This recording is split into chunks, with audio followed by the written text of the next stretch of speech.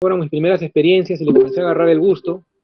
Después en la universidad yo estudié, que estuve entre estudiar zootecnia y biología y forestales. Al final me incliné por forestales porque tenía el área de fauna silvestre, ¿no? Y ahí, como ya tenía algo de experiencia, participé yo comencé a participar como en el grupo de aves, ¿no? Y en esa época, cualquiera que tenga alguna experiencia en aves ya era un especialista porque había muy poca gente que se dedicaba a esto en el Perú, ¿no?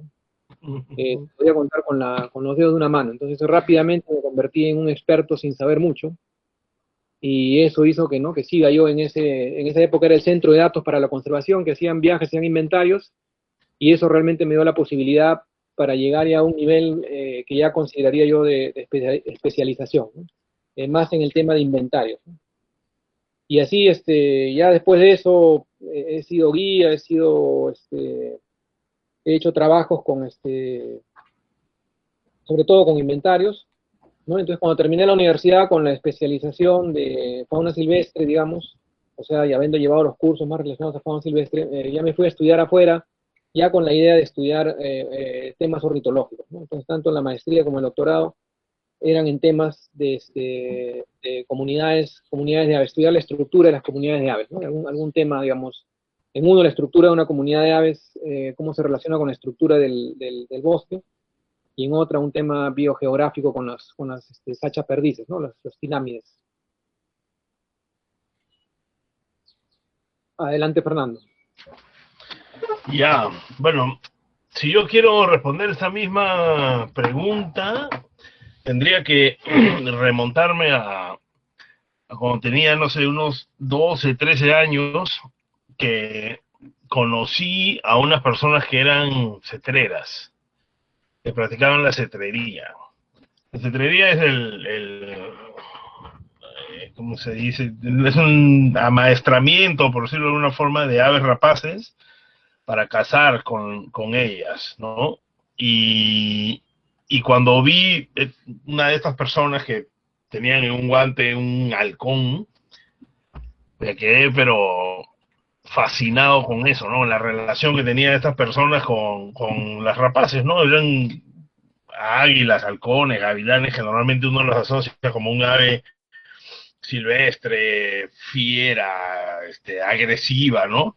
Y en este caso, estas personas las tenían y las acariciaban y las hacían volar y hacían que regresen a sus manos, ¿no? Y eso me pareció, pero fuera de serie, lo primero que se me ocurrió y que dije fue, yo quiero hacer esto, pues, ¿no? Entonces empecé a querer hacerlo, pero como era chiquillo en ese entonces, los ya mayores me dijeron que era imposible que yo empiece entrenando un gavilán o un halcón, tenía que ser tu cernícalo. Los chibolos empiezan primero con un cernícalo y ahí se foguean, y ya después van escalando hacia otras rapaces, y ya pues así que me conseguí mi cernícalo y empecé a entrenarlo. Bueno, en el intento tuve varios cernícalos, porque algunos errores se cometen en esto, se te escapan normalmente, no los entrenas bien, quieres ya llevarlos a cazar y se escapan. Y el asunto es que era en ese entonces, cuando había que ir a cazar con los cernícalos, había un montón de pajaritos que eran las presas potenciales, ¿no? Entonces, necesitábamos saber cómo se llamaban, cómo eran, dónde vivían, qué hábitat usaban, cuáles estaban en los parques, cuáles estaban en las playas o en áreas abiertas, terrales, etcétera, ¿no? Entonces ahí empecé a tratar de averiguar sobre cómo se llamaban y llegué al libro de María Kepke, Aves de Lima, que se lo compré a un amigo que lo había fotocopiado de su hermano, me acuerdo, pagué un montón de plata por una fotocopia, pero ya tenía mi libro, pues, ¿no? Porque yo en ese entonces, en Lima, habían dos palomas muy comunes, en ese entonces, ahora ya no tanto, pero era la cuculí y había una que se llamaba la tortolita, que ya no se ve mucho dentro de la ciudad de Lima, ¿no? Ahora hay más madrugadoras, pero en ese entonces estaba la tortolita. Y yo en ese entonces pensaba, cuando las veía, decía, la cuculí debe ser los padres y las tortolitas son los hijos, porque son palomitas, pero más chiquitas, ¿no? Que estaba totalmente errado, pero así era como yo veía las cosas, ¿no? De ahí empecé a aprender los nombres, las aves y sus nombres, el chochín, el gorrión americano, el gorrión europeo, el saltapalito, tupilín, etcétera. Entonces, paralelamente al tema de las rapaces, también me empezaron a gustar, ¿sabes? Porque veía mi libro y, por ejemplo, había una paloma, recuerdo, en este libro de Kepke, que era es más, acá lo tengo, y era esta paloma que le dicen la paloma vudú, ¿no? El Leptotila berroxi, que, que para mí era como, ¿dónde habrá esa paloma? ¿Dónde se puede ver? Porque la mayoría eran, digamos, relativamente conocidas, pero esa me causó mucha curiosidad, ¿no? Y era como, ya mira, esta ya he visto, esta ya la he visto, pero la cascabelita, la madrugadora, pero esta no la he visto y me gustaría verla en algún momento, ¿no? Y era como ya empezar a volverte medio pajarero, pero igual me fui por el lado de la cetrería y empecé a entrenar halcones. En ese entonces un amigo mío del colegio, Juan Antonio Otero, empezó un criadero de rapaces, ¿no? Y yo lo ayudé en toda la parte de obtener información sobre rapaces, reproducción. Empezamos a reproducir algunos halcones en cautiverio yo mismo, ¿no? Ahí en el Socriadero del Guayco. Ahora Juan Antonio sigue con el Socriadero, es uno de los más grandes de Sudamérica. Y ya para esto, cuando decidí qué carrera iba, o mejor dicho, cuando tenía que decidir qué carrera quería estudiar, lo primero que se me vino a la mente fue biología, ¿no? Entonces, primero quise estudiar en Alemania, me fui a Alemania, quise estudiar allá, pero no me gustó como país, no era de mi agrado, y regresé al Perú, y me quería meter a biología, y escogí la agraria porque me gustaba como universidad. Un amigo me dijo que había una carrera de forestales, yo lo que comenté, me dijo, no, que estos forestales esos son guardaparques nada más, ¿no? Yo tenía 18, 17 años, y lo creí. Entonces ingresé a la agraria y cuando ya estaba en la agraria vi la gente que estaba en forestales versus la gente que estaba en biología, ¿no? Yo ingresé en un experimento que se llamó, ¿cómo se llamaba? No me acuerdo, pero no ingresaban por facultades, sino ingresaban los, no sé, 250 primeros puestos en el examen de admisión, ciclo básico creo que se llamaba, y una vez que entrabas, llevabas algunos cursos y ya en ese grupo ya escogías la carrera, ¿no? Fue un experimento, duró creo que 2 años nada más. O sea, no postulabas una facultad, y cuando yo ingresé, supuestamente quería biología, pero cuando vi a la gente que estaba en forestales, ahí entre ellos estaban Tomás, estaba Alfredo Vegaso, Javier Barrio, Carlos Guillén, Toño Tobar, Pedro Baje, Manuel Ríos, pues, ¿no? Así gente de peso en lo que era no solo aves, sino fauna silvestre en general, ¿no? Gente que te dice, sí, acabo de venir del Manu y bueno, he visto no sé qué. Entonces, yo dije, ya me metí a forestales, pues, ¿no? Ya estando en forestales, estudiando forestales, bueno, avancé toda la carrera y estaba metido, pues, en el tema de las rapaces paralelamente. Y una vez el señor Gustavo del Solar, que era el que tenía el criadero de la pava blanca, visita el criadero de rapaces, entre criadores se conocían, y visita el criadero de rapaces de José Antonio Otero, cuando yo estaba ahí y lo conocía a Gustavo del Solar, y eventualmente me fui a hacer prácticas a Olmos, al criadero de la pava blanca, y después él me ofreció encargarme de ese proyecto. Cuando terminé la universidad me dediqué al criadero, al proyecto de conservación de pavas blancas, y parte de la chamba que hacía era, además, o sea, tenía que reproducir pavas en cautiverio y ver sitios de reproducción, pero lo que yo más quería era ir a estudiar las pavas silvestres, ¿no? Y me iba mucho tiempo al campo a hacer observaciones de dónde vivían, qué comían, dónde estaban, etcétera. Y en los ratos libres, las pavas son muy activas en la mañana y en la tarde, pero en el resto del día yo estaba acampando y no tenía nada que hacer, básicamente, ¿no? Entonces me ponía a ver aves. Y así le fui agarrando nuevamente el gusto a la observación de aves, y después ya, empecé pues a viajar por el Perú, me hice una mezcla entre observador de aves y ornitólogo, entre comillas, y desde ahí ya pues he empezado a hacer trabajos de investigación y inventarios de aves con especial énfasis en aves amenazadas, pues, y así fue como fue la historia.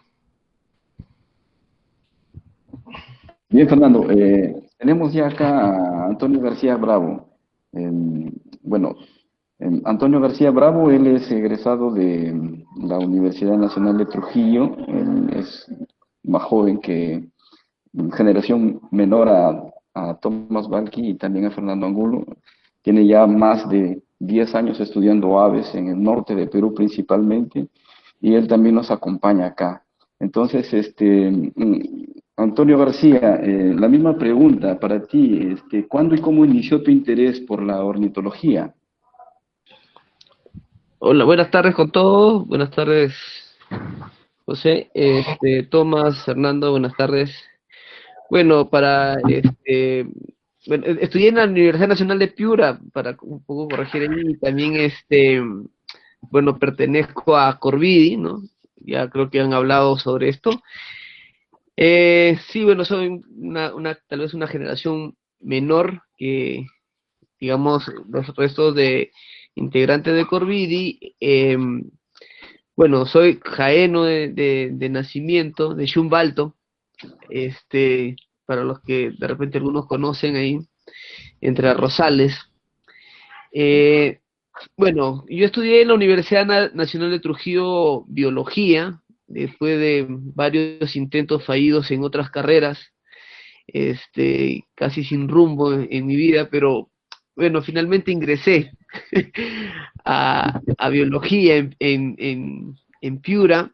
Y bueno, de alguna forma el entorno familiar, pues estando en Jaén siempre yo estaba en contacto con la naturaleza, ¿no? También viví en Bellavista del Guayaga de muy niño, entonces probablemente por ahí estaba el bichito de estudiar la naturaleza.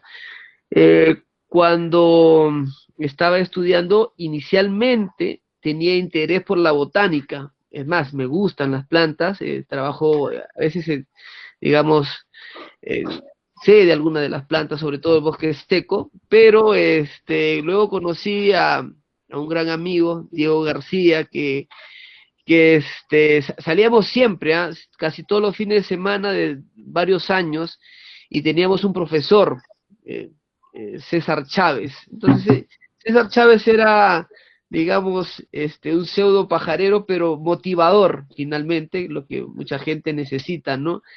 Y comenzó así la aventura, ¿no? De salir constantemente al campo, y tanto Diego como César, digamos, íbamos siempre eh, estudiando un poco las aves y plantas, y de pronto me vi envuelto en las aves, y desde ese entonces, que debe ser 2004, no he dejado de pajarear, ¿no? O no he dejado de observar aves. He tenido experiencia también con, por ejemplo, en Jaén, el 2005 creo que hice un estudio poblacional y de hábitat del gorrión jaén, el Caspiza huatquinsi, que el 2007 aproximadamente se propuso para que sea el ave provincial de Jaén, ¿no?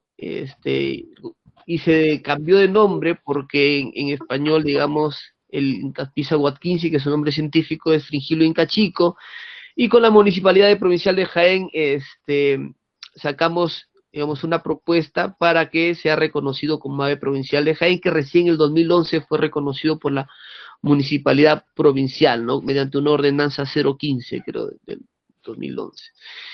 También, digamos, y el interés mío nace, digamos, cuando estábamos con Diego y con César Chávez.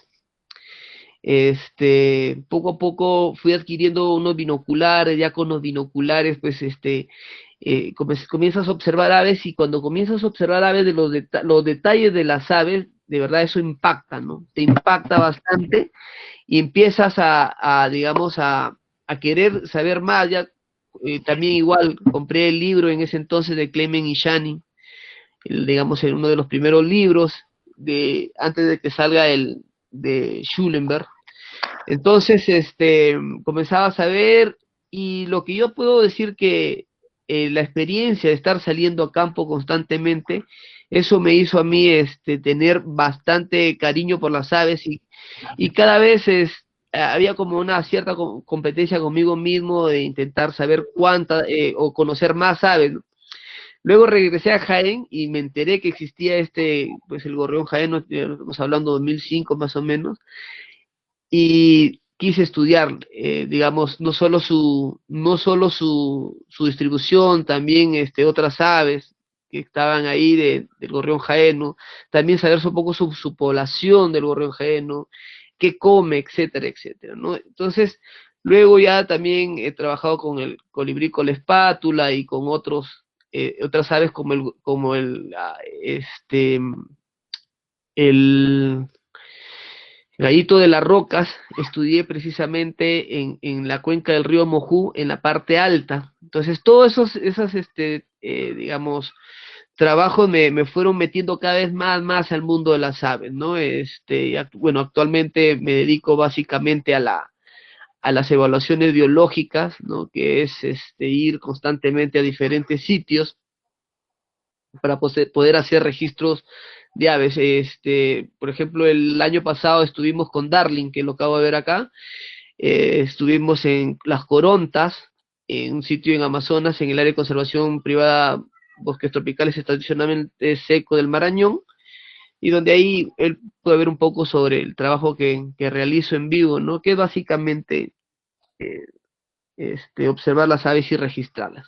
Bueno, eso sería todo para no hacerla tan larga, y si tienen alguna otra pregunta para ir conversando, ¿no? Saludos, ingeniero Sánchez. Bien, la siguiente pregunta para Tomás. En el inicio de la carrera, ¿encontró alguna dificultad que lo llevó a pensar en alguna oportunidad de dejar el estudio de las aves?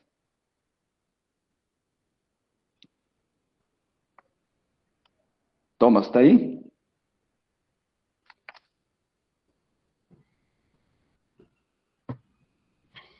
Fernando, mientras Tomás se acomoda. Sí, sí, parece que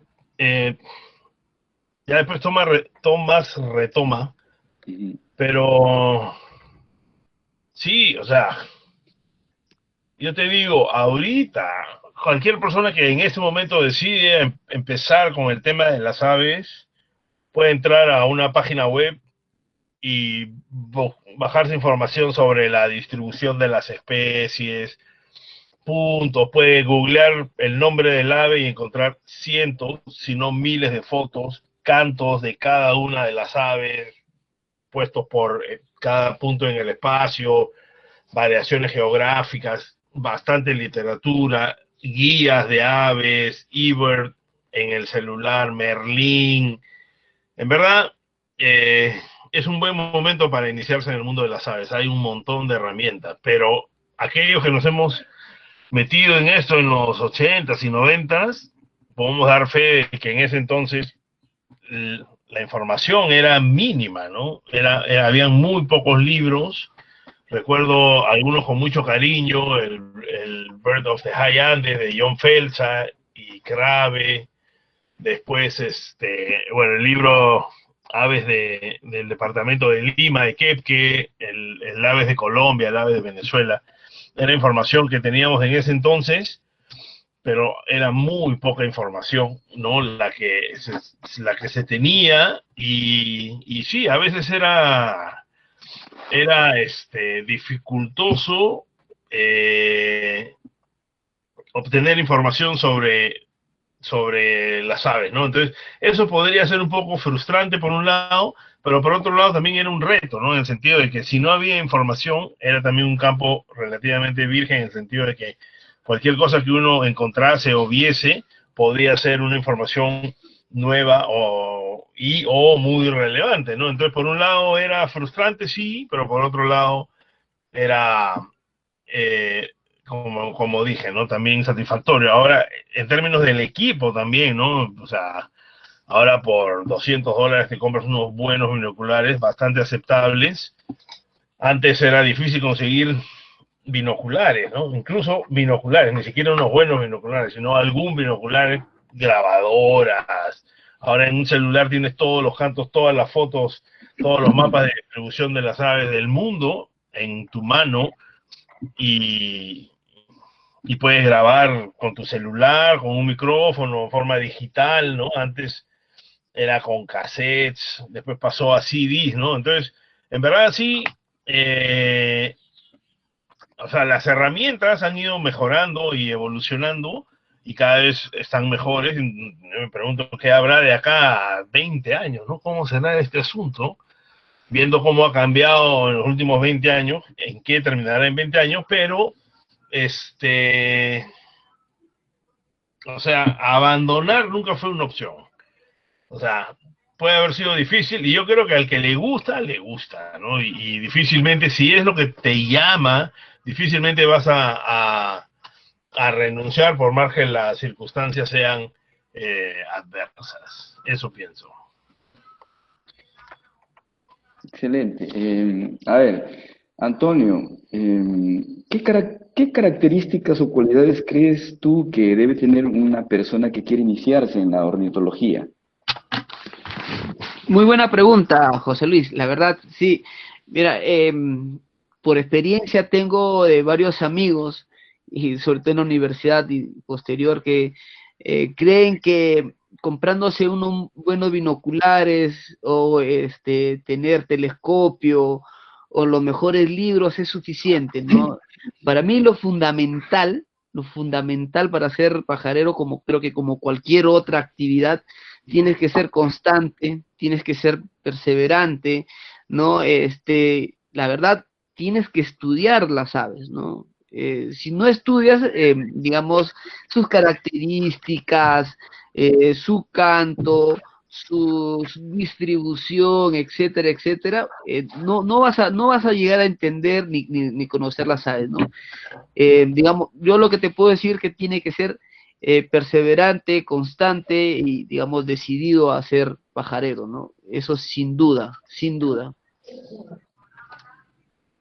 Fernando, algo más para acotar con la pregunta: ¿qué características o cualidades crees que debería tener un estudiante que quiere iniciarse en el estudio de las aves?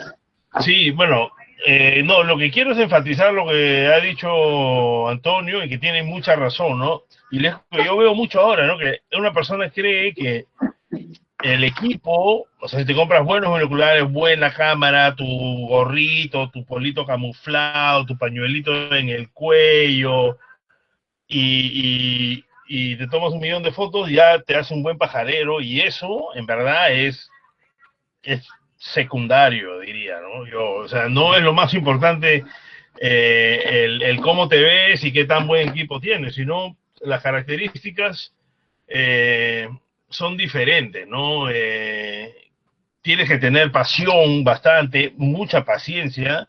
Yo en general no soy una persona paciente, pero cuando me pongo a ver aves, por alguna razón adquiero paciencia para observarlas, para pasarte parado en un sitio sin moverte, no sé, 1 hora, 1 hora y media, tratando de esperar para ver si un ave asoma la cabeza y o sea, te vuelves un detallista al máximo en el sentido de que puedes ver si la pluma es de este color o de este otro color, o si la forma del pico es larga, un poquito más larga o curvada en la punta, etcétera, ¿no? Entonces, esas son características que hacen a un buen pajarero, tener paciencia, capacidad de estar atento a los detalles y sobre todo ser muy crítico con lo que ves y con uno mismo, ¿no? Y no estar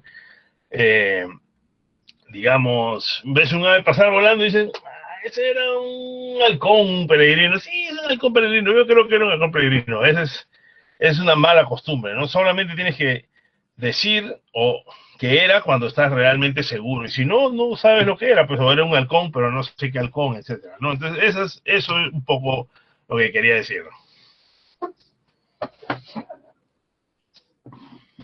Bien, Tomás, así de manera breve, ¿cómo se debe llevar a cabo un estudio de aves en el campo? ¿Qué equipos debes tener a la mano? Bueno, disculpe, se me fue la internet, pero se me fue la electricidad en realidad.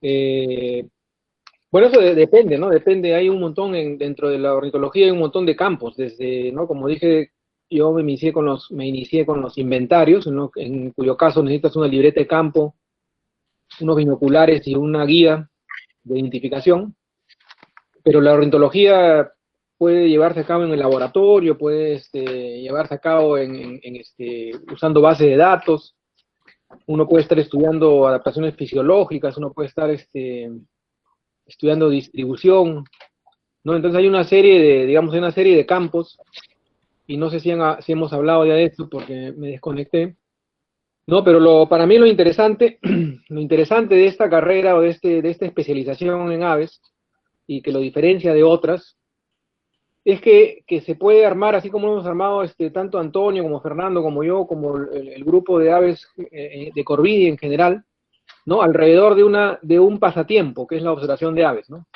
Que no solo es, no, que además no solo es un pasatiempo, o sea, al ser un pasatiempo es algo que no lo hacemos, digamos, porque nos gusta, no, no nos necesitan, no necesitamos conseguir fondos para hacerlo, nos vamos a ver aves, ¿no? Con Antonio y con Fernando hemos viajado por varias partes del Perú con diferentes excusas para observar aves, no, no estamos haciendo ornitología en ese momento, en esos momentos estamos observando aves, pero muchas veces para ir a hacer un trabajo, por ejemplo, oyendo a una conferencia, oyendo a un congreso de ornitología, como el que fue en Chachapoyas, ¿no? Entonces, en la observación de aves, en nuestro caso, y yo creo que, como digo, ahí es un poco diferente que en otras especializaciones, la observación de aves permite estar constantemente motivado y tener excusa para trabajar en esos organismos que nos interesan, ¿no?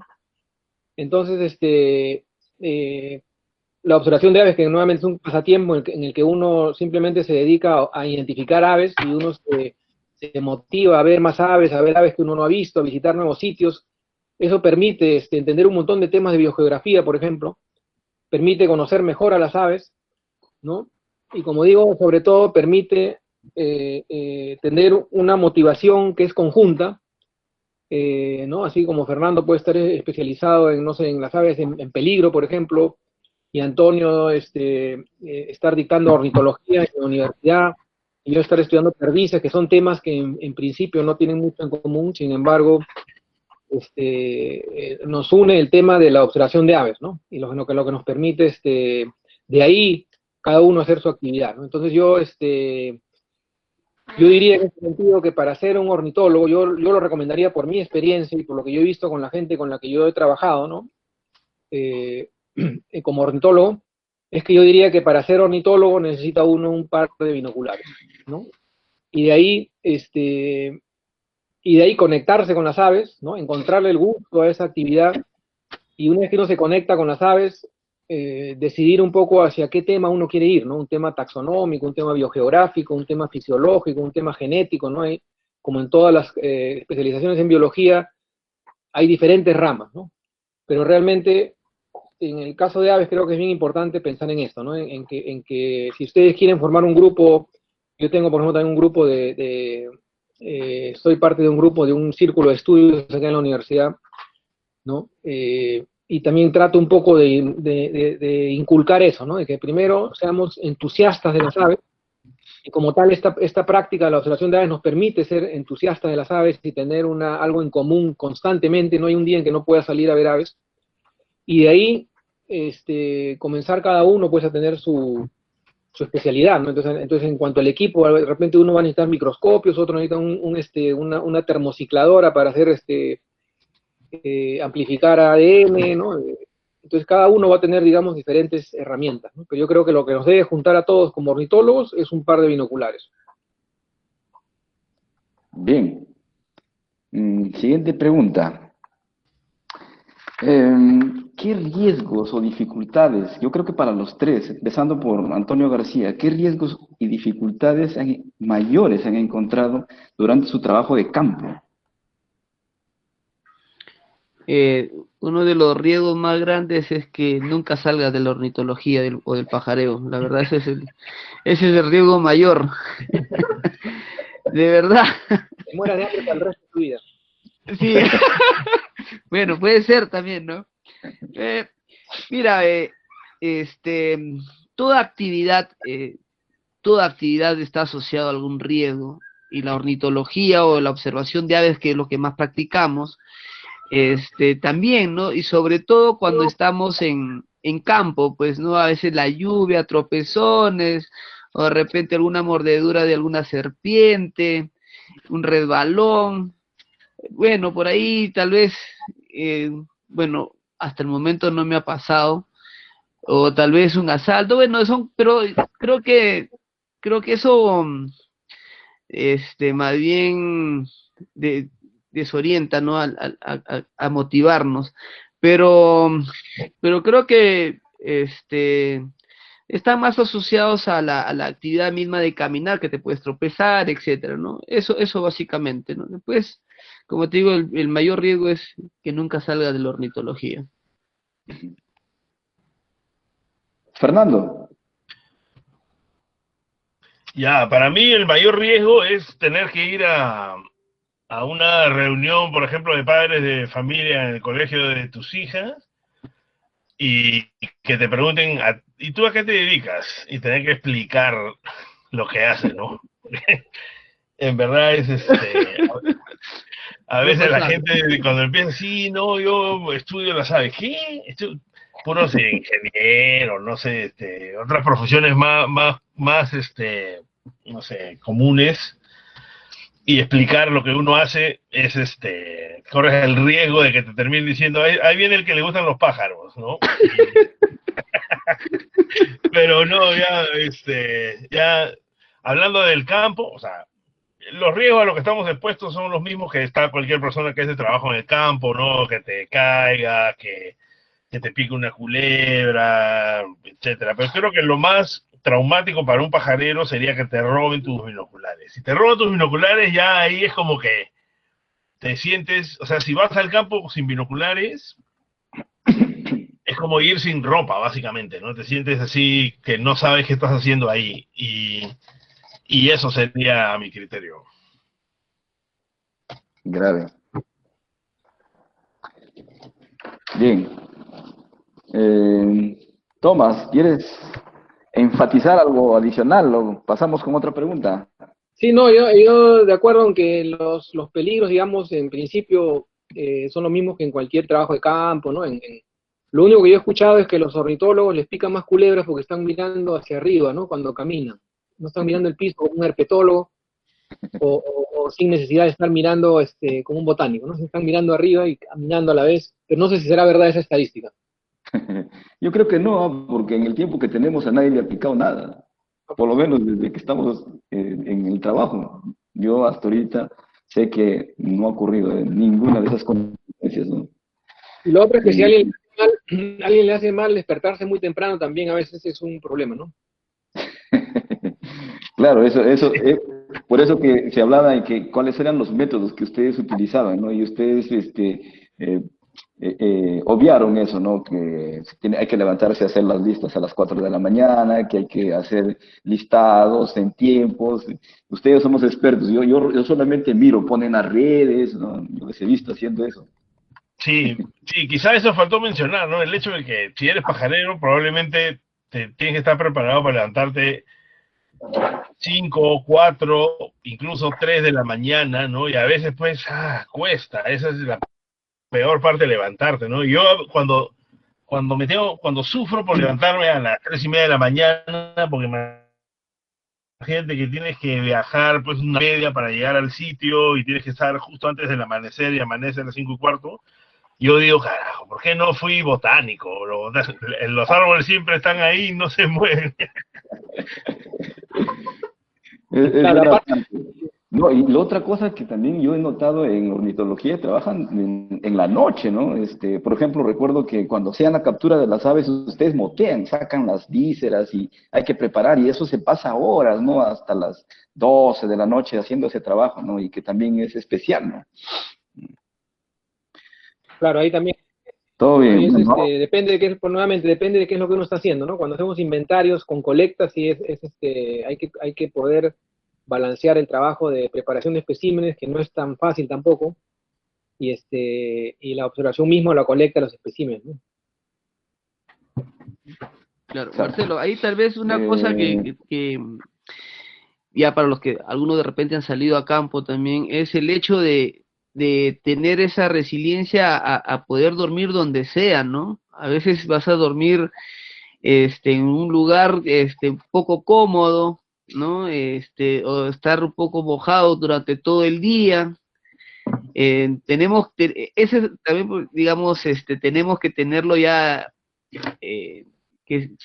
saber que si vamos a campo vamos a estar con mucha sed probablemente, Ujú. o muy mojado, y sí es verdad, pues hay que levantarse temprano, para hacer las listas, ¿no? Pero hay algo interesante también con la ornitología, obviamente que las demás carreras o las demás especialidades también necesita que las personas que van a evaluar estudien previamente, digamos, las cosas que van a buscar, pero en el caso de las aves hay un plus, ahí no, se tiene que identificar en el momento, ya sea por el canto o mirándolos, ¿no? Entonces, previamente tienes que ir sabiendo o haber estudiado ya los cantos o las formas o dónde encontrar, etcétera, ¿no? Ese es el plus. Por eso hay, y cuando uno se va a observar aves o hacer una evaluación de aves, hay bastante demanda de esfuerzo físico y mental.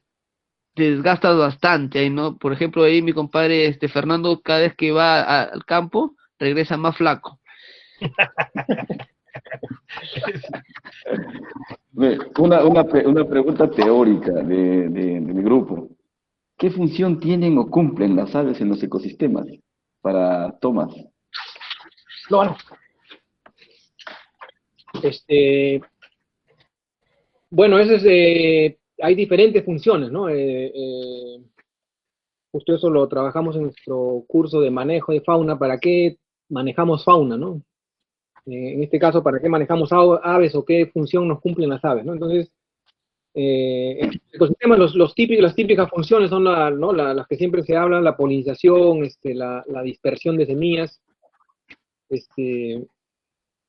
Después hay aves que tienen, interactúan en el proceso de descomposición, como las carroñeras, ¿no? Eh, Cumplen funciones como predadores también, cumplen funciones de regulación de poblaciones. ¿No? Entonces hay una serie de funciones como, digamos, como cualquier otro animal realmente, que tienen ciertas particularidades, como es en la dispersión. Por el hecho de que vuelan es otro tipo, digamos, se puede considerar diferente el tipo de dispersión. Eh, pero básicamente, ¿no? Cumplen las funciones, digamos, un montón de funciones, muchas de las cuales no se conocen. Además, ¿no? Parte de la ornitología es encontrar todas estas funciones. ¿Qué pasa si se extingue un ave, ¿no? Que no se sabe muchas veces. Nosotros evitamos que se extinga un ave porque nos molesta que se extinga un ave, que desaparezca una especie que no vamos a poder recuperar, pero no sabemos realmente qué función cumple en el ecosistema, ¿no? Y eso es, digamos, parte de una tarea que deben hacer los ornitólogos eventualmente, ¿no? Cuando haya suficientes para cubrir todas estas tareas, ¿no? Aparte, tiene, por ejemplo, una función importantísima como ecosistema para nosotros, es la función estética, ¿no? Y en ese sentido está el turismo de observación de aves, ¿no? El turismo de observación de aves aprovecha un ecosistema natural por su estética, ¿no? Por la estética de las aves que lo componen, ¿no? Pues eso tiene cada vez más, porque eso antes no era así, eso es algo nuevo, digamos, relativamente nuevo, tiene un valor, ¿no? El ecosistema tiene un valor más al tener aves que hay gente que está dispuesta a pagar por verlo, ¿no? Entonces es difícil decir cuál es el valor de eso, pero evidentemente existe. Evidentemente el valor que encontramos en el turismo de observación de aves se lo tenemos que atribuir a las aves, ¿no? Porque es por eso que vienen, y esas aves, digamos, existen dentro de un ecosistema en el cual no se puede, el color no se puede mirar por partes, ¿no? Se tiene que mirar como un todo, aunque no lo entendamos, sabemos que no es la suma de sus partes, no es una interacción compleja que realmente ni siquiera entendemos bien, ¿no? ¿Alguien de ustedes quiere complementar? ¿O pasamos a la siguiente pregunta? A la pregunta de qué funciones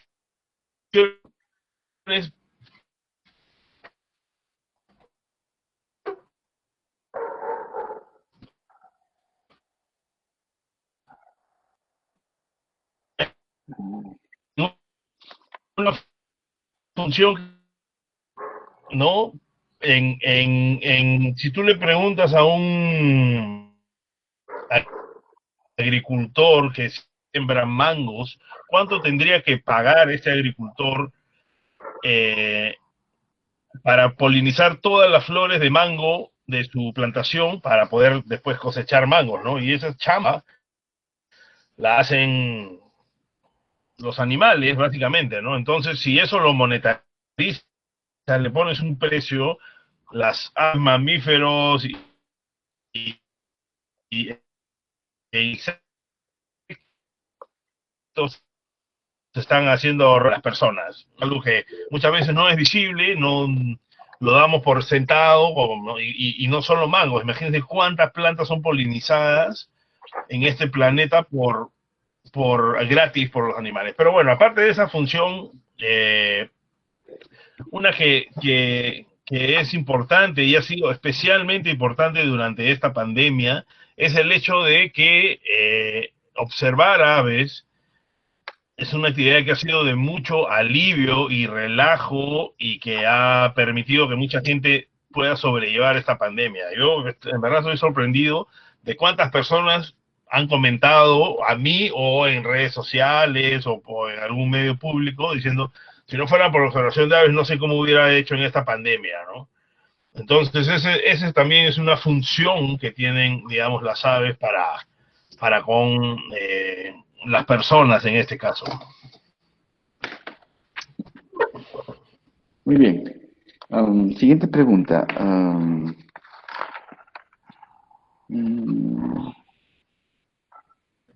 Acá mejor.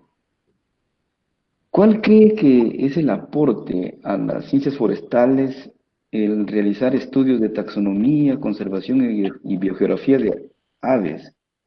En todo caso, yo reformularía, en todo caso, así. El aporte de su trabajo en la taxonomía, conservación y biogeografía de aves, ¿cuál es?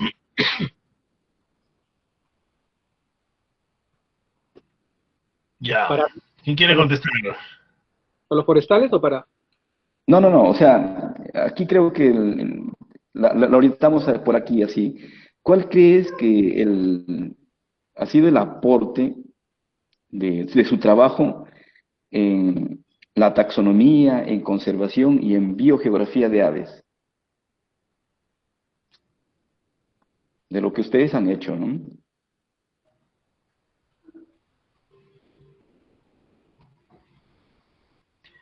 Ya. ¿Quién quiere contestar? Si no, Cualquiera de yo los puedo dos. darle un poco. Ay, no hay problema. Dale, Fernando. Ya, bueno, yo lo que quiero decir es que en verdad este país tiene una de las cosas buenas de este país y del relativamente poco conocimiento que tenemos de las aves es que justamente dejan mucho espacio para investigar, para aportar, ¿no? Si tú te pones a ver de las 1800 casi, no, 1900 aves que tenemos, y te pones a ver para cada una de ellas qué conocemos, ¿no? Sobre su distribución, dieta, historia natural, reproducción, en verdad te das cuenta que no sabemos casi nada de las aves de Perú, ¿no? Entonces, eh, eso deja, como te digo, mucho espacio para investigar, ¿no? Y eso es bueno sobre todo para las personas que se están iniciando, porque uno piensa, pues, que dice, no, pucha, yo he encontrado este colibrí anidando, pero seguro que ya otro lo ha hecho, seguro que alguien ya ha estudiado eso.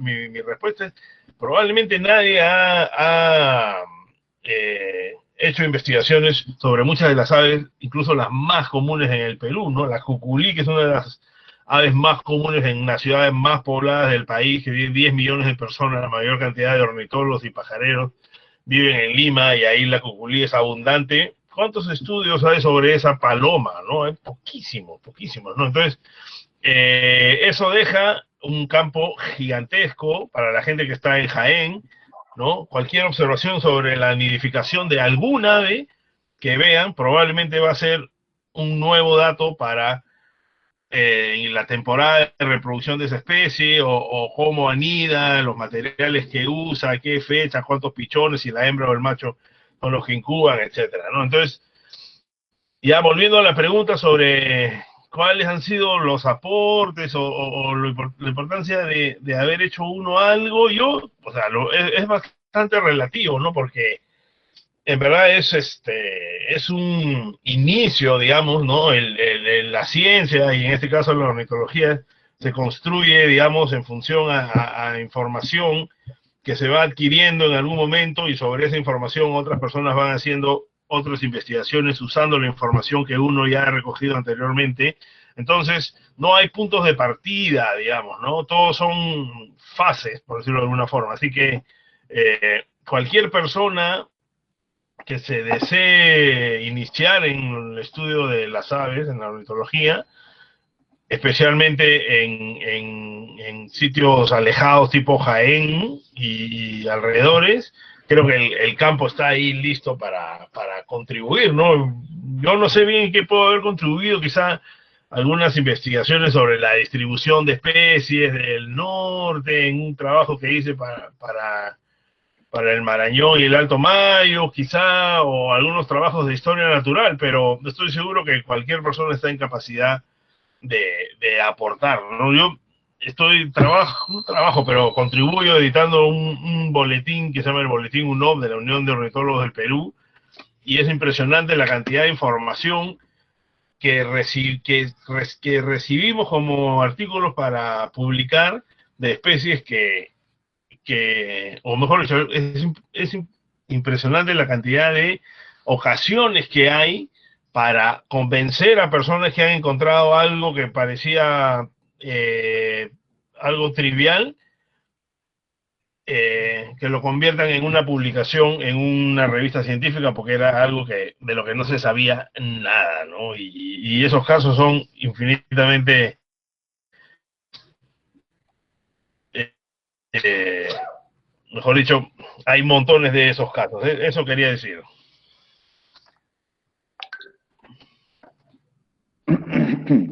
Tomás, entonces, la misma pregunta, ¿cuál crees que es el aporte a las ciencias forestales en realizar estudios de taxonomía, conservación y biogeografía de aves? Bueno, depende un poco en el cómo se define ciencias forestales, ¿no? Pero en las ciencias forestales incluye la fauna silvestre, y en ese sentido todo lo que ha dicho Fernando se cumple, ¿no? O sea, es efectivamente todo lo que se encuentra, cada conocimiento nuevo que se genera, alimenta las ciencias forestales, ¿no? Alimenta la ornitología, alimenta las ciencias forestales, porque alimenta el conocimiento que se tiene sobre las aves, ¿no? Entonces, y hay que diferenciar, digamos, tal vez entre ciencias aplicadas y ciencias básicas, ¿no? Las ciencias básicas, en principio, lo que hacen, o su función, es crear conocimiento, ¿no? Y acumular el conocimiento para que en algún momento de ese conocimiento se pueda fabricar algo, ¿no? No tienen una función en ese sentido, en un sentido práctico, digamos, como la ciencia aplicada, ¿no? En ese sentido, para mí las ciencias básicas son mucho más importantes, porque generan esa posibilidad que no conocemos, que no sabemos, que no podemos predecir, ¿no? Entonces se necesita generar un montón de información, como dice Fernando, de todo tipo, todos lo pueden producir, no hay nadie que no pueda producir información ornitológica. De hecho, nosotros hemos contribuido, por ejemplo, ¿no? El nombre de los tres sale en el libro de Aves de Perú, hemos contribuido con información para poder hacer esa guía que ha sido tan importante, ¿no? Entonces, de una u otra manera nuestra investigación ha ayudado, ha contribuido, así como la de muchos otros. Igual, o sea, hemos trabajado con especies en peligro, ¿no? Que es otro tema que también, donde también la ciencia, digamos, tiene alguna, en este caso tiene alguna aplicabilidad, ¿no? Si ya tenemos un objetivo claro, queremos evitar que se extinga una especie, como Fernando, que ha trabajado mucho con la pala blanca, ¿no? Todo conocimiento que él encontraba ahí, en el criadero, cuando trabajó en la experiencia que contó, todo ese conocimiento después tiene una aplicabilidad, ¿no? De repente la hizo por curioso, comenzó por curioso, o sea, esa ciencia básica, responder a una curiosidad. Y de ahí, con un montón de estos descubrimientos se puede hacer algo aplicado, o quién sabe, más importante aún, ¿no? Porque así suceden los grandes descubrimientos, los grandes pasos en la civilización ocurren sin intención, ¿no? Porque a alguien se le ocurre, o alguien logra descifrar algún tema que resulta siendo importante para dar un siguiente paso en alguna dirección que no se puede anticipar, ¿no? Pues ahí yo creo que lo importante es entender que la ornitología forma parte, digamos, de las ciencias forestales, y entender las ciencias forestales como el hábitat natural y los componentes entre los cuales están la fauna silvestre y las aves en particular, ¿no? Bien. Antonio, Dime. ¿qué estudios en ornitología sugieres que deben realizarse en el norte de Perú? Yo creo que abierta Mira, para los tres, ¿no? sí, existe, ya un poco lo estaban diciendo Tomás y Fernando, ¿no? Mira, no sabemos, en muchos casos no se sabe ni qué especies existen en determinados lugares, ¿no? Desde elaborar listado de especies, ¿no? Para saber qué es lo que hay, se puede partir desde ahí, ¿no? Luego estudiar distribución, eh, población, ¿no? Saber o estimar su población. Luego, mira, con eso ya, con esos tres temas, tú puedes categorizar a las especies, ¿no? Digamos, con estos criterios puedes darle una categorización de conservación a las especies.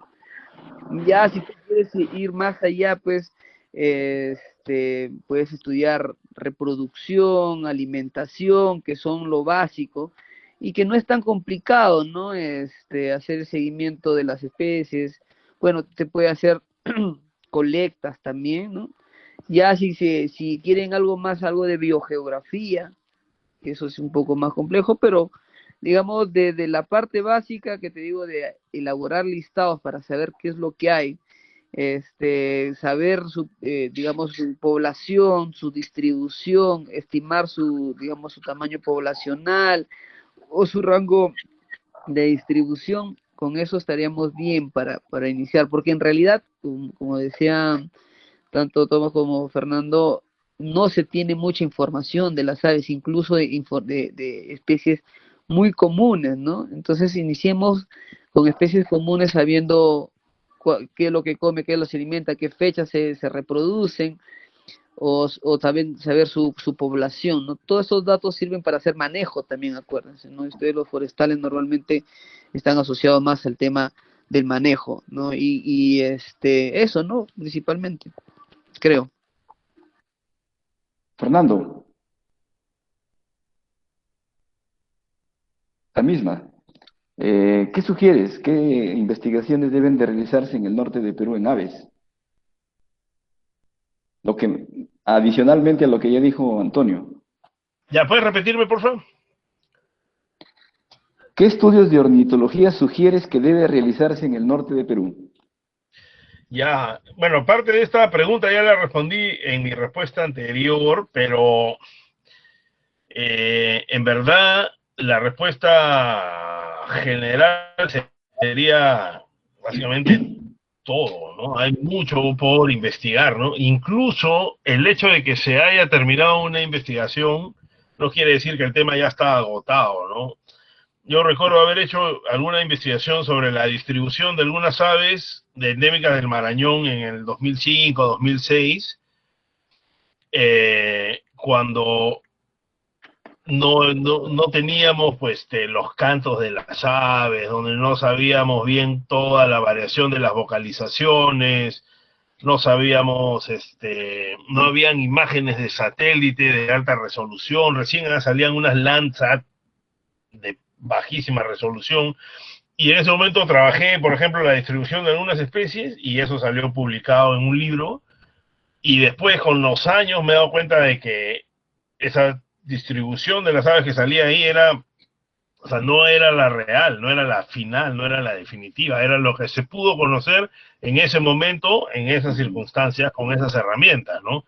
Y ya los años han probado que en verdad esos mapas eran muy básicos e incompletos, y se han ido mejorando con los años de forma dirigida, gente que ha dicho voy a estudiar la distribución de esta especie, o de forma casual, gente que encontró el registro de una especie mientras estaba haciendo un inventario general, etcétera, ¿no? Entonces, eso, por un lado, nos dice que incluso si se ha estudiado algún aspecto en alguna ave, no necesariamente ese aspecto ya está cerrado y ya no se debe investigar, ¿no? Entonces, yo pondría, por ejemplo, algún énfasis en priorizar investigaciones de especies amenazadas, endémicas del Perú, por el mero hecho de que, digamos, son especies de las cuales tenemos cierta urgencia o mayor urgencia de aprender un poco más rápido, pero en verdad eso digamos, ¿cómo decirlo? Un atributo que nosotros le ponemos, porque no es estrictamente necesario que sea así. En verdad, cualquier especie está susceptible de ser estudiada, y no solo aspectos básicos de la historia natural, ¿no? Sino también algunas aplicaciones, usos que tienen las especies, especies de importancia económica, funciones que tienen las especies en los ecosistemas, entrar en aspectos como dar un valor económico a la función que cumple una especie en el ecosistema, ¿no? Lo que se conoce, no recuerdo el nombre que tiene ahorita, pero es como poner un valor numérico, ¿no? Como se le da a los servicios ecosistémicos, ahora se les trata de caracterizar y valorizar para decir cuánto nos costaría hacer esto si el ecosistema no lo hiciese por nosotros. Lo mismo con las aves, ¿no? Entonces hay para todos los gustos, básicamente, ¿no? Para gente que quiere estudiar cosas muy básicas sobre las aves, o por otro lado, aspectos mucho más aplicados, digamos, sobre las aves, ¿no? Así que, ya que el campo es inmensamente gigantesco. Eso. Bien.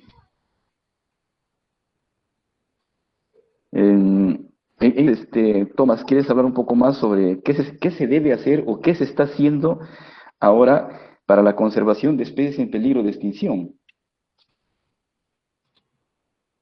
Bueno, antes que todo quiero mandar un saludo a Jorge Novoa, a Jorge Juan Novoa, que está ahí, y le quiero mandar un saludo porque él está conectado desde Cochacasu, ¿no? Que es un sitio, es una meca, digamos, de la ornitología. Ahí se ha hecho mucho trabajo, y de hecho Jorge está trabajando ahorita en un proyecto con bandadas mixtas, ¿no? Que es un tema bien interesante sobre la estructura de aves. ¿Qué tal, Jorge? ¿Cómo estás? Y ¿cuál es la ave más interesante que has visto hoy día? No, me escucha, creo. Tienes que decirle Jorge, Kiko prende Novoa. tu micro. Está apagado tu micro, Jorge.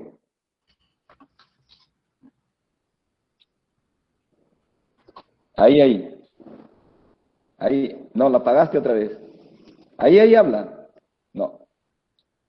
Y bueno, ahí en Cochacayo el tema, como entenderán, ¿no? Antes no había ningún tipo de comunicación, entonces la internet es muy mala, ¿no? Ahí hay problemas de conexión siempre, seguramente para hablar y esto es un poco complicado, ¿no? Pero hoy él está internado, yo estuve con él también hace 2 años, estuvimos 3 meses siguiendo, haciendo un inventario en 1 kilómetro cuadrado de bosque inundable, para saber exactamente cuál era la estructura de ese kilómetro cuadrado en cuanto a las aves, ¿no?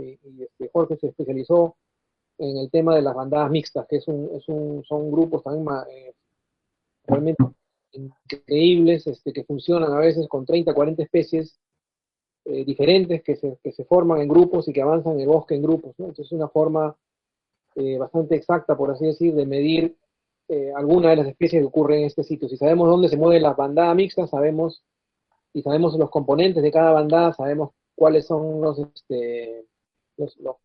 aves o alguna de las especies que ocupan ese espacio, ¿no? En cuanto a las especies en peligro, en realidad, yo siempre he dicho, en el Perú, más que especies en peligro, deberíamos hablar de especies de las que no se sabe nada, ¿no? Especies en peligro hay bien pocas que sabemos, de hecho una de la pava blanca, el Sambuera de Junín, ¿no? Y la mayoría de las otras aves que consideramos especies en peligro realmente, bueno, todas las especies están en peligro por cuanto amenazamos su hábitat, pero específicamente en peligro, el resto de aves son simplemente, la mayoría por lo menos, son simplemente especies de las que sabemos muy poco, ¿no? Entonces, cualquiera de esas realmente, al conseguir más información sobre ellas, que pueden estar peor de lo que pensamos o mejor de lo que pensamos, no sabemos simplemente, solo sabemos que son muy raras, que se ven muy poco, que no sabemos mucho en ese sentido. Por precaución debemos considerarlas amenazadas, y sabemos también, como dije, que su hábitat está amenazado, pero realmente no sabemos mucho sobre las amenazas, ¿no? No sabemos a esa especie en particular qué le está pasando. En ese sentido, cualquier especie, uno puede agarrar la lista de aves amenazadas del Perú, hay una lista, hay un libro también, ¿no? Y cualquiera de esas especies, la información que se pueda conseguir sobre distribución, cualquiera en realidad, sobre su comportamiento, fisiología, tamaño poblacional, cualquier información de ese tipo, ayudaría, ¿no? Ayudaría en ese tema, y es necesario también, ¿no? Bien, una pregunta más para, a ver, ahora para Antonio García. Antonio, ¿qué resaltarías más de tus investigaciones que realizas o que has realizado? ¿Qué resaltarías más?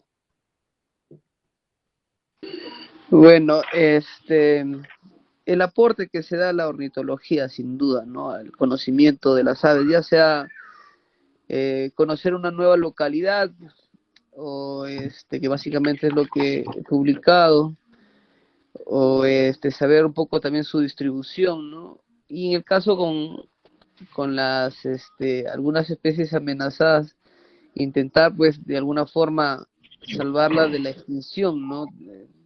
Que va a ser tal vez difícil, ¿no? Como, bueno, yo en cierto modo también me considero como un promotor nada más de la conservación, ¿no? No, digamos, tal vez a estudiar un poco las aves o hacer un poco de socialización con las personas, ¿no? De alguna localidad para que cuiden el hábitat o no los maten, de alguna forma también evitar la extinción de algunas especies, ¿no? Principalmente. Bien. Fernando, de las investigaciones que realizas, ¿cuál consideras que ha tenido mayor impacto? Buena pregunta, porque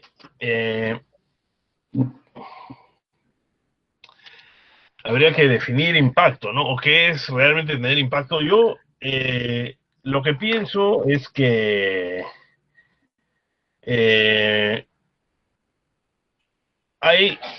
voy a hablar del caso particular de la pava blanca, ¿no? Que es una especie que quizá sea una de las 5 a 10 especies en el Perú de la cual se tiene mayor información, ¿no? Quizá, no sé, algunas aves guaneras y algunas aves que han sido estudiadas bastante, se tiene medianamente buena información, que se sabe casi todos los aspectos de su biología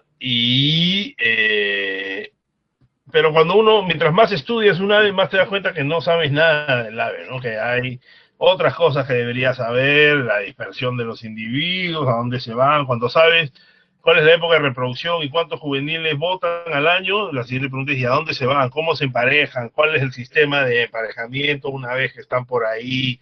¿Qué factores hacen que se muevan? O sea, en verdad, investigar siempre uno lo hace no para averiguar algo, sino para crear la siguiente pregunta de investigación, ¿no? Entonces, eso es lo interesante, lo bonito de investigar. Pero en el tema de la pava ha habido bastante investigación en el nivel de reproducción en cautiverio, reintroducción, distribución, población, y quizá el mayor impacto que ha tenido eso es el hecho de que inicialmente esa especie estuvo categorizada como críticamente amenazada desde que fue redescubierta en el 78, 1978, después de creérsele extinta durante 100 años, siempre estuvo en la categoría más alta de amenaza, críticamente amenazada, y bueno, a lo largo de muchos años, casi 40 años de un trabajo de investigación que no hice, que yo, bueno, continué, lo empezó Gustavo del Solar, en Olmos, nos dimos cuenta que en verdad y felizmente la situación no era tan fregada como se pensaba inicialmente, ¿no? Había mucho más pavas de las que pensábamos, en muchos más sitios, lo que había faltado era investigación, ¿no? Y esto lo menciono por lo que mencionó Tomás hace un ratito, que a veces, o sea, lo que nos falta es el conocimiento, ¿no? Y esta especie se conocía, pues se decía que solo habían 100, 200 individuos en una franja muy pequeña, pero trabajando con gente local, investigando cómo era el hábitat, imágenes de satélite, diciendo en este sitio puede haber, este tiene el tipo de bosque donde está, y con un montón de gente entrando al campo, buscando en Piura, en Lambayeque, en Cajamarca, encontramos que había un montón, muchos más sitios, ¿no? Y esto sumado con campañas de educación ambiental, creación de áreas protegidas, reintroducción quizá un poco, se logró bajar la categoría de amenaza, de críticamente amenazada a en peligro, ¿no? Entonces, eso quizá lo puedo poner como un impacto, digamos, de algún trabajo de investigación. Tomás, también para ti la misma pregunta. De las investigaciones que realizaste, ¿cuál consideras que tiene mayor impacto en tu vida profesional?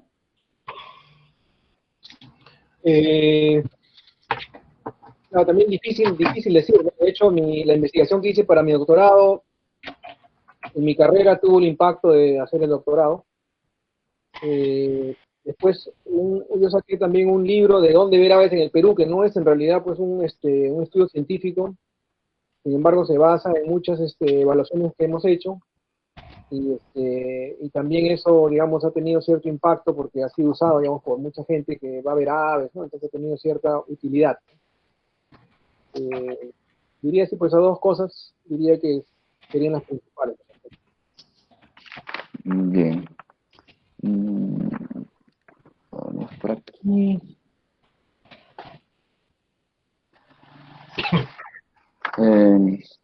A ver,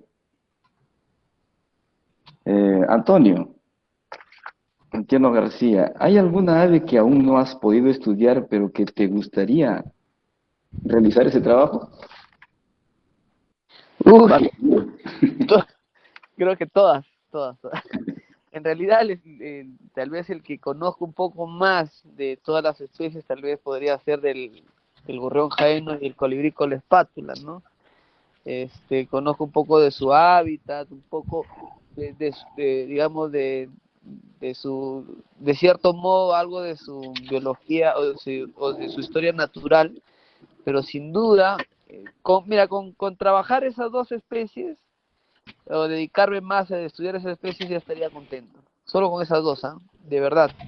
Y creo que me faltaría unas 3 vidas más para poder completarlo, sin duda. Con las especies sería con el gorrión jaeno y con el colibrí maravilloso. Bien. Fernando, ¿qué tan importante crees tú que resultaría realizar un estudio biogeográfico de aves en los bosques estacionalmente secos del Valle del Marañón?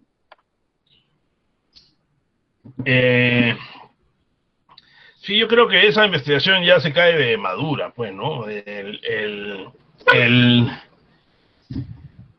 Los bosques secos del Marañón, como bueno, sabemos y entendemos, ¿no? Están restringidos a este fondo del valle, del río Marañón, Cubamba, Chinchipe, Chamaya, ¿no? Es toda esa parte baja, especialmente seca y que está aislada, digamos, por cadenas montañosas con vegetación de bosque mucho más húmedo en las partes altas, ¿no? Entonces, ha creado una especie de isla donde ha habido evolución muy similar a la que ha habido en los bosques secos del noroeste del Perú, ¿no? Es increíble cómo tenemos muchas especies o mejor dicho, su lado del bosque seco ecuatorial, acá de Chiclayo, donde yo vivo, y del lado del Marañón, como Forpus celestis, y tiene Forpus santops, ¿no? Los Sinalaxis, tenemos acá Stictotórax, allá tenemos Stictotórax chinchipensis, que ya probablemente sea una especie pronto, o maranónica, y Turdus rebei tenemos acá, Turdus maranónicos allá, y así es, si pones en paralelo hay mucho, ¿no? Pero al interior del bosque seco de Marañón, propiamente dicho, no es todo igual, ¿no? La parte sur, que es básicamente el valle del río Marañón, tiene una composición de especies que es bastante diferente a la que hay en el norte, ¿no? En el lado de Jaén, Bagua y hacia Tamborapa, ¿no? Hay especies que están en un lado y no están en el otro, hay especies que están y viceversa, ¿no? Eh, y hay otras que por otro lado están en todo el bosque Marañón, ¿no? Desde prácticamente Ecuador hasta Ancash, pero hay otras que están solamente, digamos, en el fondo del Valle del Río, entonces, y hay la distribución altitudinal y el reemplazo también que hay en función al hábitat, al interior del bosque seco del Marañón es impresionante, ¿no? Ahí en el cañón del Marañón, si te vas por Balsas, ahí, o por cualquier parte de este río, hay dos en Caspiza, por ejemplo, ¿no? Ortizi y ¿cuál es? La ETA, ¿no? Que se reemplazan en bandas altitudinales, la ETA está en la parte más baja, al costado del río, y cuando va subiendo, en algún momento es reemplazado por Ortiz. ¿Y qué es lo que hace que haya este reemplazo de especies del mismo género? Y además, si te vas, eso es, digamos, altitudinalmente, pero si te vas hacia el norte, son reemplazadas ambas por otra especie que es el gorrión jaeno, del que habla Antonio, ¿no? Entonces, eso nomás ya para mí sería alucinante estudiarlo y relacionarlo con la vegetación, por ejemplo, que probablemente haya mucha correspondencia, vegetación, clima, microclimas, humedad, etcétera, ¿no? Entonces, y así te aseguro que si nos ponemos a conversar, vamos a encontrar cientos de temas muy interesantes para estudiar ahí en el Marañón. Así que y de los cuales no sabemos nada, básicamente, solo tenemos algunos puntos en los mapas que dicen, la distribución es más o menos esta, ¿no? Y ya, para de contar. Así que hay harta carnecita ahí para los estudiantes. Bien, quiero leer algunas notas del chat. A ver, aquí, Gianmarco Boicochea da unas felicitaciones a todos los ponentes y también a los organizadores. Él dice que no estudia a fondo aves, pero que le gusta fotografiar. Ha tomado una foto y quiere que le ayuden a identificar. Luego lo veremos eso. María Pereira, buenas tardes. Con todos una consulta. ¿Qué metodologías o técnicas se podrían aplicar para estudios sobre densidad poblacional de aves? Tomás.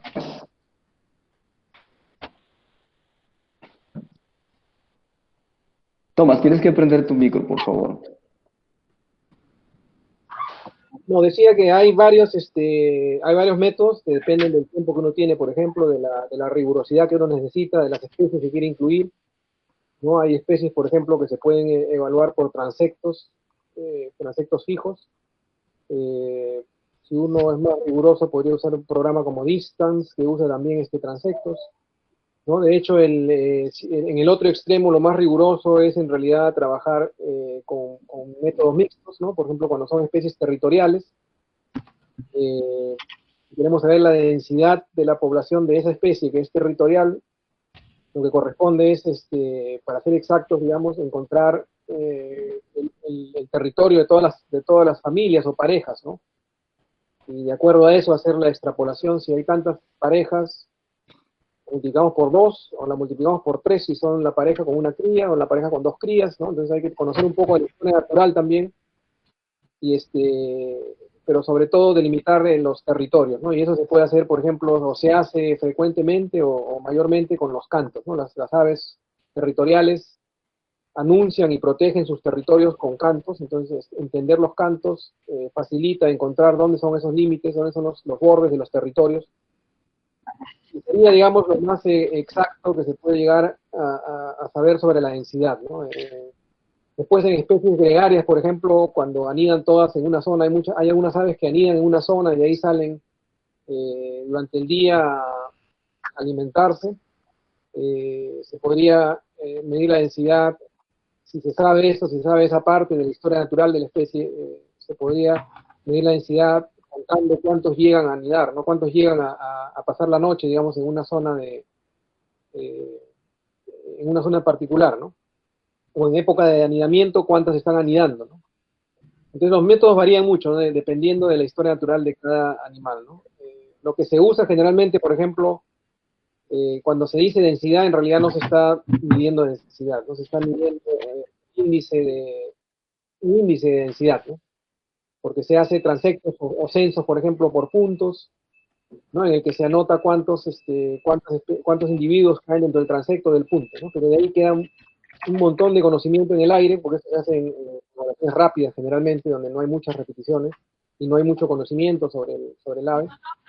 Entonces lo que se obtiene generalmente cuando se habla de densidad es el índice de densidad, ¿no? Pero se puede calcular densidad, lógicamente, como digo, eso depende de cada especie, por así decir, de la historia natural de cada especie. Es diferente que en árboles, donde digamos, podemos más o menos saber que estamos contando todas las aves, todas las árboles dentro de un área, ¿no? En el ave, como es tan móvil, aparecen otros retos, ¿no? Exacto. Bien. Luego tenemos otra, Gianmarco Boicochea nuevamente. ¿Qué criterios de regulación pueden existir para una plantación? Uno, esa es otra pregunta. No creo que está acá. Juan José Novoa, se me va la señal. Juan José Novoa. Queremos saber, está explicando, dice que queremos saber cuántas bandadas mixtas ocupan 1 kilómetro cuadrado. Hace 36 años se describieron 22. Ahora hemos encontrado 17. Entonces, el cambio climático. Está de moda hablar de ese tema. ¿Qué más aquí? Julio Milagro Rodríguez Live. De Cochacayo es interesante porque ahí, como él dice ahí, después de 37 años, se está estudiando exactamente el mismo lugar en un sitio dentro del Parque Nacional, o sea que no ha sido alterado por el humano, no es que se han botado el bosque ni nada. Hay cierta alteración del bosque por la dinámica del río, pero básicamente se está viendo qué pasa en 37 años con la comunidad, con la densidad de cada especie, ¿no? Entonces ahí se ha dado esa oportunidad que hace 37 años se hizo un censo bastante riguroso y ahora se está repitiendo para poder ver qué cambios ha habido, ¿no? Ese conocimiento no existe tampoco, ¿no? Excelente. Y están estimando más o menos hipótesis. Después vienen las hipótesis, claro, cuando se sepan las diferencias, tratar en algunos casos es increíble, ¿no? Hay algunas especies muy, muy territoriales, pero muy pequeñas, que han mantenido en esos 37 años casi exactamente el mismo territorio, ¿no? Y otras que han desaparecido y otras que han aparecido. Entonces, claro, cada una es una hipótesis. ¿Por qué llegaron? ¿No? Y de ahí tratar de encontrar si hay patrones generales, qué cambios ha habido que se relacionan a varias especies, tanto para que aparezcan como para que desaparezcan del lugar, ¿no? Y es otro punto, digamos, que es interesante, ustedes, los alumnos que están jóvenes, es en pensar que es algo que no se ha hecho mucho. Nosotros siempre pensamos en la escala de tiempo de una tesis, ¿no? Y deberíamos comenzar a pensar un poco más allá. Si ustedes comienzan a estudiar, ir pensando también de que van a tener algún sitio donde tienen parcelas que van a medir ustedes durante 10, 20, 30 años o más, ¿no? Y a comenzar a entender otros procesos, ¿no? Hasta ahora el problema con la forma en que se hace la mayoría de la investigación, que es para tesis, los tiempos son muy cortos, ¿no? Entonces estamos realmente tomando fotos, pero no estamos analizando procesos un poco más largos, ¿no?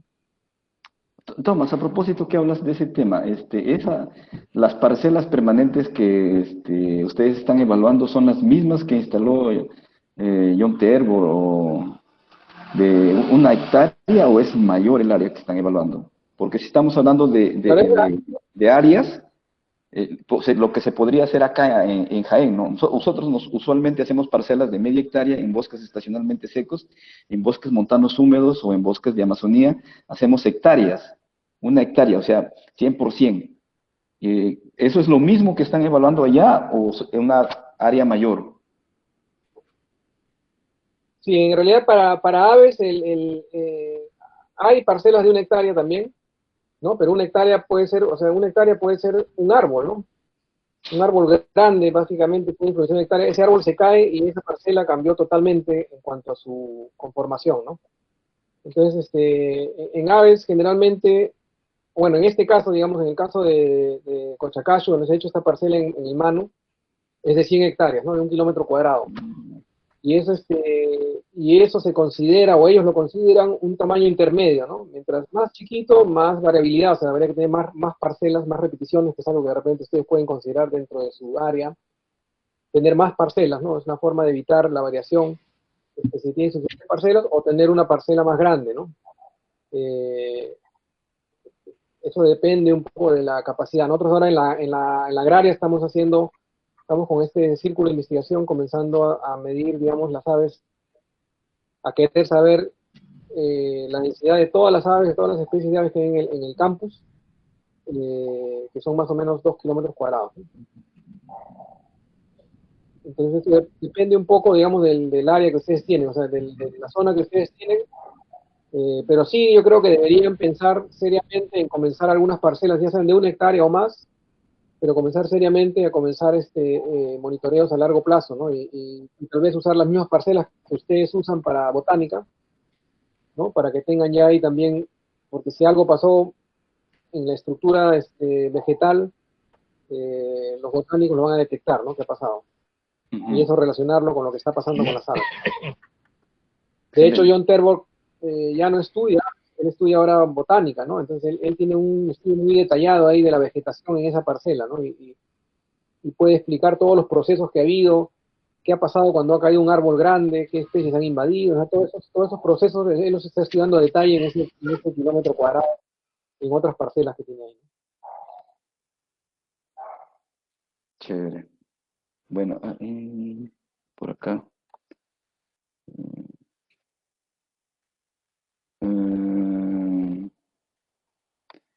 Julie Milagro Rodríguez Laiche. Estoy interesada, ay, se movió, en el tema, demonios, en el tema de aves migratorias en el cual estoy desarrollando mi proyecto de tesis. Quisiera saber si conocen sobre el pato silbador. Fernando.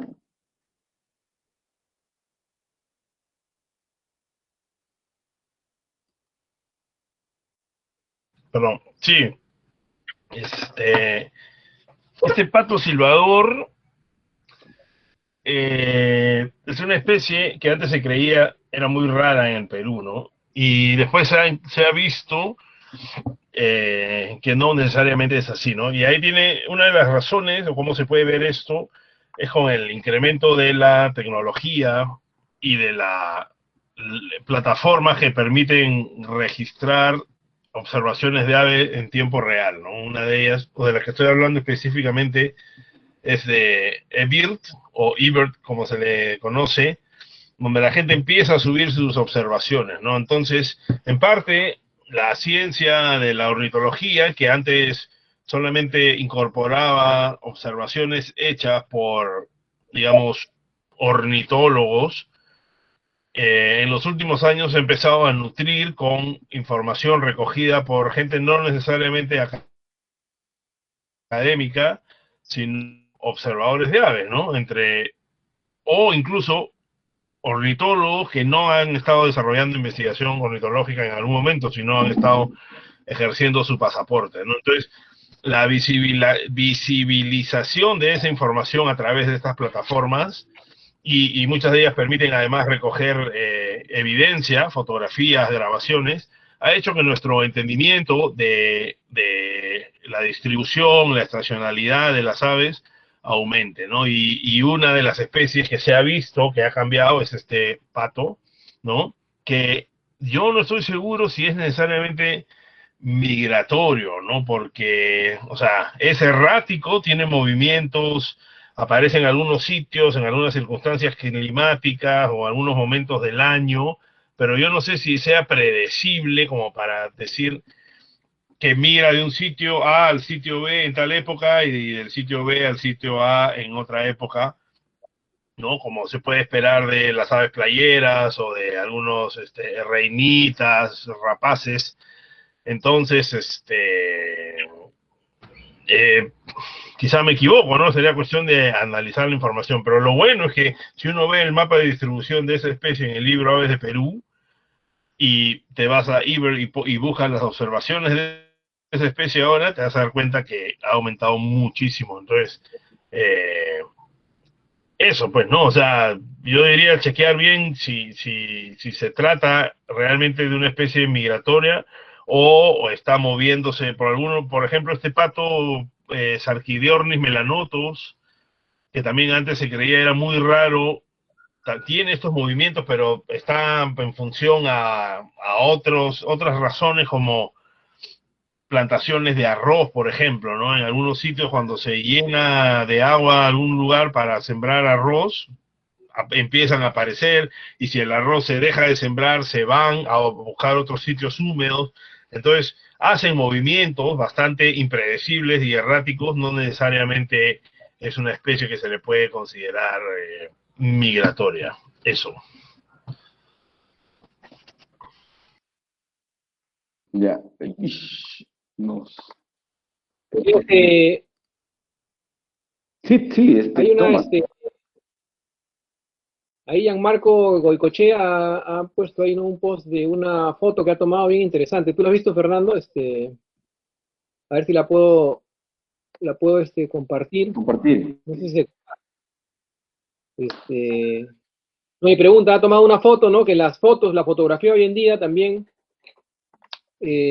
ha abierto una totalmente otra dimensión a lo que es el estudio de aves, ¿no? Porque permite para empezar registrarlas con una prueba, ¿no? Porque antes si uno dice he visto tal cosa, al final depende de la palabra de uno, la habilidad de uno, pero si uno tomó un espécimen, antes era, ¿no?, si uno tenía un espécimen, tenía como respaldarlo científicamente, y ahora las fotografías permiten también crear evidencia de la presencia de un ave, ¿no? Igual, por ejemplo, la foto que él ha puesto ahí en el chat, la pueden abrir por el nexo de ahí. De repente el que no conoce muy bien al turtupilín no le parece nada raro, pero el pico es absolutamente raro, ¿no? Lo que está preguntando él justamente, ¿a qué se debe, no? Eh, pero aprovecho yo para decir, ¿no?, la importancia de las fotografías, ¿no? Si él ha logrado tomar esa foto, ya se tiene una evidencia, es diferente a que él diga, vi un turtupilín con un pico medio curvo, ¿no? Eso ahí queda como una anécdota, ¿no? Esta fotografía sí se puede ya usar como una evidencia, y si alguien tiene interés en estudiar eso, lo podría hacer, ¿no? Probablemente lo que se trata es de una aberración así como genética, ¿no? Podríamos inclusive pensar que podría ser una mutación, ¿no? Pero así como hay gente con nariz más grande, con pelo blanco, no sé, no hay hay variaciones dentro de la población, ¿no?, que es justamente lo que permite la evolución, ¿no? Entonces, acá yo sospecho que esa no parece que ese es un trauma, o sea, que no es que se lo ha doblado en un accidente, sino que es la forma del ave, ¿no? Y probablemente represente pues una aberración y una posibilidad, o sea, si con ese pico puede hacer algo diferente, más exitoso, mejor que por las condiciones que hay ahora en Lima, porque eso ha sido tomado en Lima, por alguna razón con ese pico tiene una ventaja, hay la posibilidad, ¿no?, de que evolucione, digamos, o aparezca una población con ese pico, porque tiene una ventaja competitiva, por así decirlo, ¿no? Pero sí, la respuesta sería no sé por qué es eso, eh, pero sí rescato el hecho de que se use fotos siempre para documentar, ¿no? Y en ese sentido, ese pasatiempo también de fotografiar abre un montón de puertas para lo que es la ciencia o la ornitología en este caso. Bien. Tenemos para Antonio. Eh,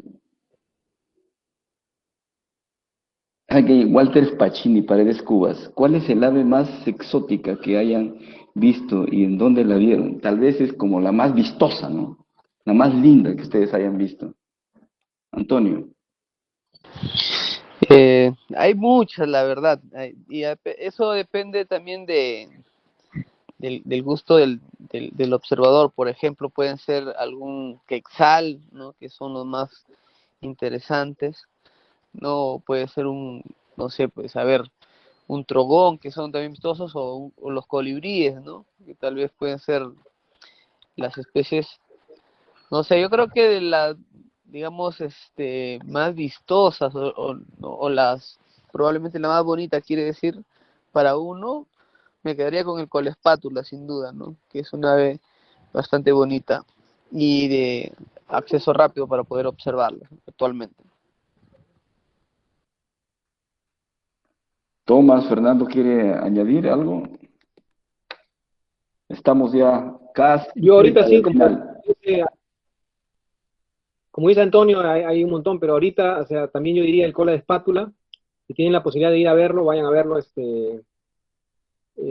Realmente cada vez que lo he visto me ha sorprendido, ¿no? Son esas cosas que uno las ve y le sorprende porque las espátulas de la cola son casi el tamaño del cuerpo, ¿no? Entonces cuando no se ve con buena luz y se mueve muy rápido, se crea un conflicto cognitivo con lo que son el resto de aves, ¿no? Porque aparecen tres figuras que se mueven, dos son la cola, el otro es el cuerpo.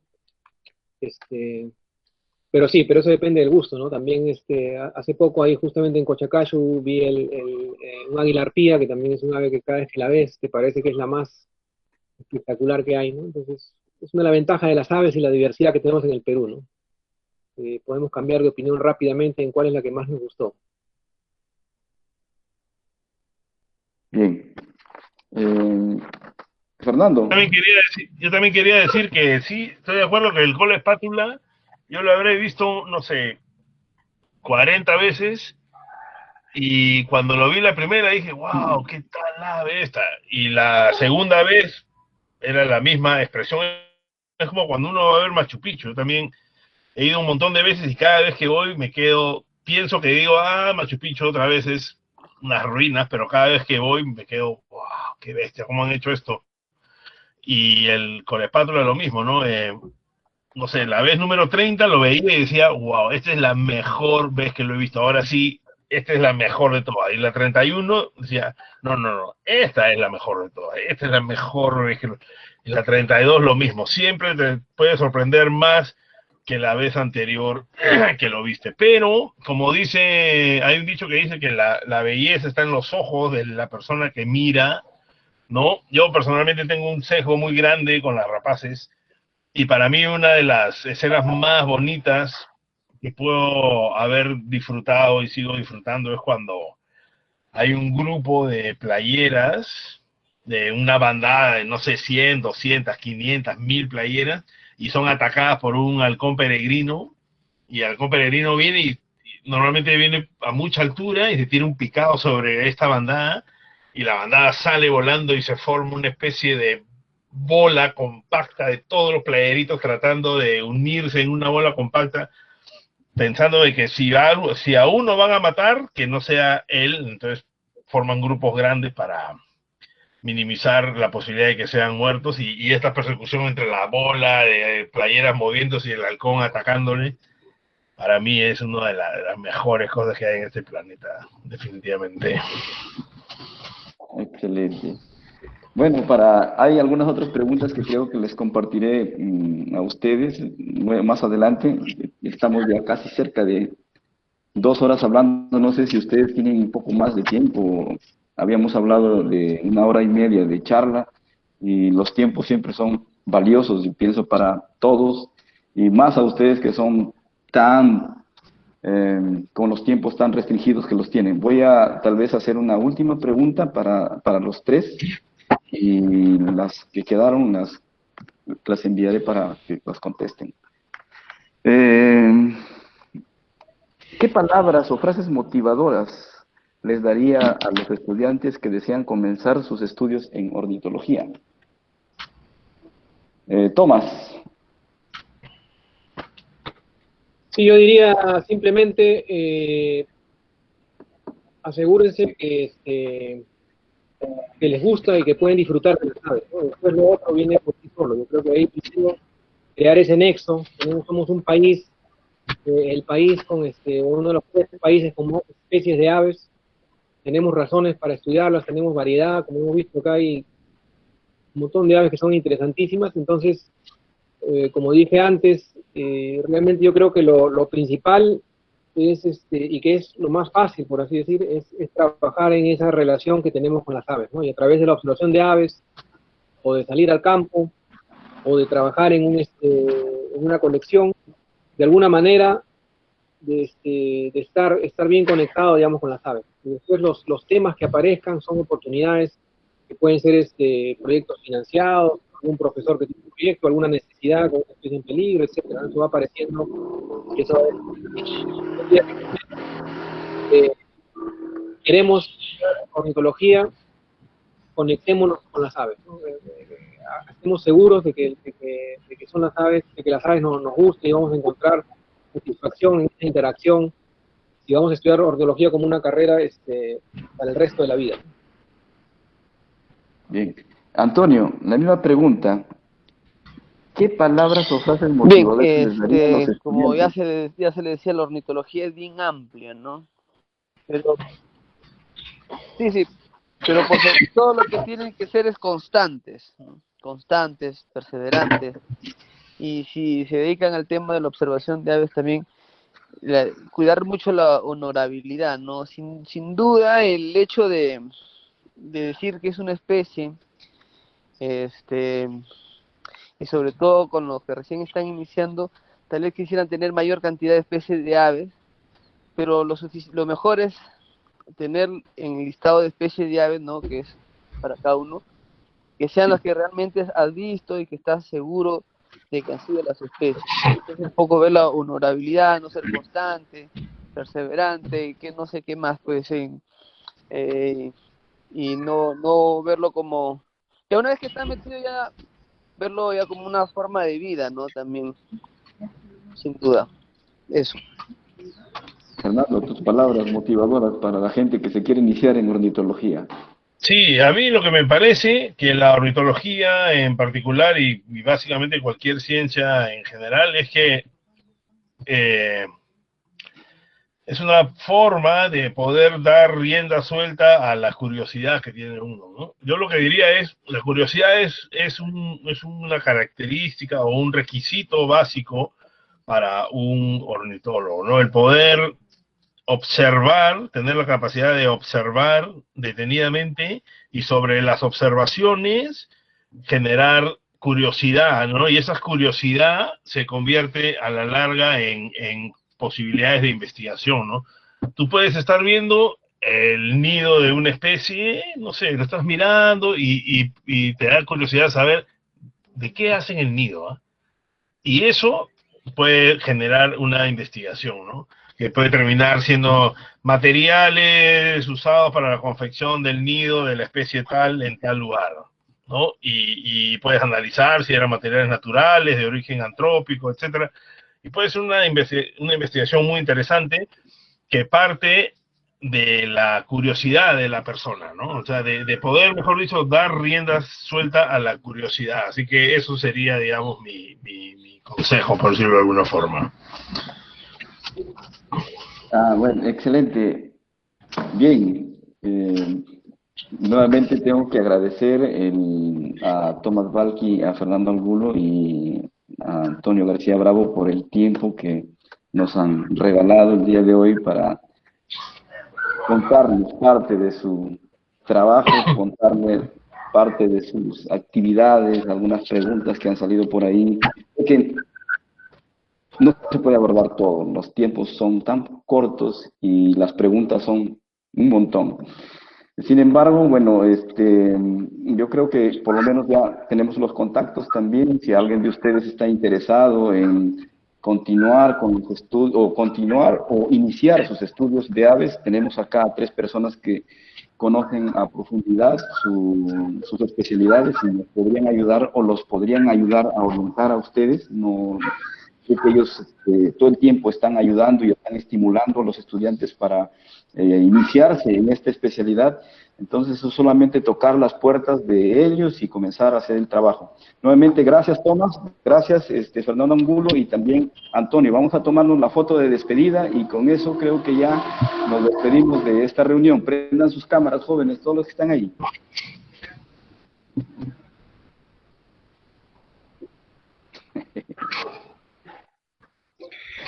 Saludos, saludos. Entonces,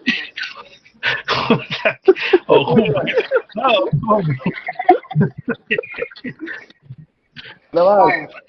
Quedó. Listo. Fuerte abrazo a todos. Oye, Nos vemos en otra oportunidad. Vean, porque Adiós. lo vean acá, ven. Saludos, Nos vemos, amigos. gracias por la paciencia. Saludos. Está Carlos. en el Centro Victoria. Listo. Hola. ¿Qué tal, Marcelo, Fernando, ¿Qué tal? Helio? Un gusto verlos. Dale. Oye, igualmente, cuídense muchachos, ¿verdad? Como siempre.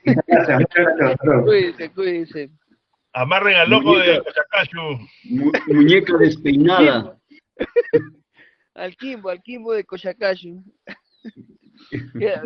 Inge, ¿qué tal? Ya nos vemos por Jaén, espera. Claro, nos vemos por ahí, Antonio, nos vemos por ahí, gracias. Ya Gracias. quedamos. Un abrazo, cuídense.